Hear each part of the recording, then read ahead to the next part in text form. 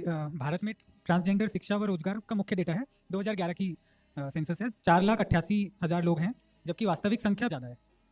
10 से 15% लोगों के पास ही आइडेंटिटी कार्ड है। इसको अगर कंपेयर करोगे भारत में एक्चुअल कितनी होगी तो देखो कि बाहर क्या प्रोपोर्शन रहता है, क्योंकि वहाँ छुपाएंगे नहीं, वहाँ इतना बड़ा टैबू नहीं है, तो प्रकृति में तो सेम प्रोपोर्शन होगा ना। तो तुम देख लो कि अमेरिका में कितने परसेंट ट्रांसजेंडर्स हैं, इंडिया की पॉपुलेशन ले लो उतने ही परसेंट इंडिया में है, तो निकाल लो इंडिया में एक्चुअली कितने होंगे।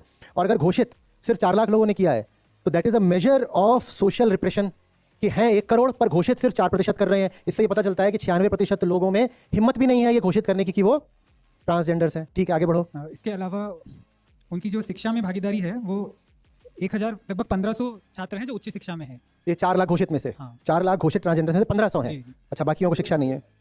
स्कूल ड्रॉप आउट में 60% से ज़्यादा 10वीं से पहले ही स्कूल छोड़ देते हैं। ये जो 1500 गए भी या जो और भी छोटी संख्या थी जो गए भी, उनमें से 60% 10 से पहले ही ड्रॉप आउट कर जाते हैं। अब इसको तुम्हें कंपेयर करना चाहिए the general drop out rate, कि जनरल ड्रॉप आउट रेट कितना है। इनका 60% है और बाकी जो बच्चे होते हैं उनका कितना होता है, तो उससे पता चलेगा कि सोशल स्टिग्मा कितना बड़ा है। क्योंकि ड्रॉप आउट कोई ऐसे ही नहीं करता, उनका शरीर अलग है, ब्रेन तो अलग नहीं है। स्कूल से क्यों ड्रॉप आउट करेंगे? स्कूल से ड्रॉप आउट इसीलिए कर रहे हैं क्योंकि चढ़ाया जाता है, क्योंकि टीचर्स भी भेदभाव कर रहे हैं, क्योंकि पूरी व्यवस्था उनके लिए बनी ही नहीं है। और बताओ। रोजगार में भेदभाव 90 से 96% लोगों को नौकरी नहीं मिलती। 90% लोग मजबूरन अनौपचारिक काम जैसे भीख, बधाई, सेक्स वर्क करते हैं।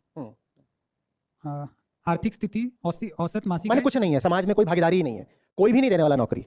जिनको मिल भी गई है वो शायद नौकरियां उनके आसपास के दोस्त यार या रिश्तेदार ने दे दी होगी तरस खा करके, नहीं तो ये है कि ठीक, आगे बढ़ो।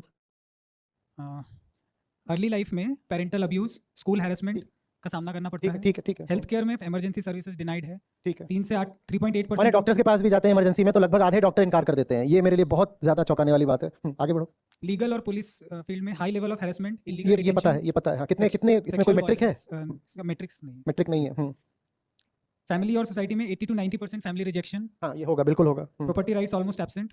सोशल एक्सक्लूजन, कोई प्रॉपर्टी राइट्स नहीं है, सोशल एक्सक्लूजन है। पब्लिक लाइफ में 70 to 90% harassment in transport, public places. बिल्कुल पब्लिक लाइफ में है, बस में बैठे हैं, कहीं खड़े हैं, रेस्टोरेंट में बैठे हैं, तुरंत हैरेसमेंट होगा, तुरंत होगा, बिल्कुल। और suicide and mental health catastrophe में 41% attempt suicide.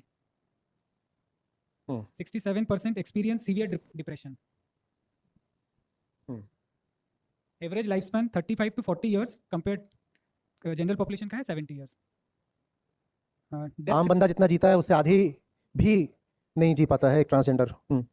Death link to violence 34%, suicide 28%, untreated illness 24%। Untreated illness क्योंकि या तो पैसा नहीं था या डॉक्टरों ने प्रवेश नहीं दिया, या फिर वायलेंस हुआ है विच कुड बी सेक्सुअल और सोशल, या फिर सुसाइड कर लिए। इन्हीं तरीकों से मौत होती है और वो मौत बहुत जल्दी हो जाती है।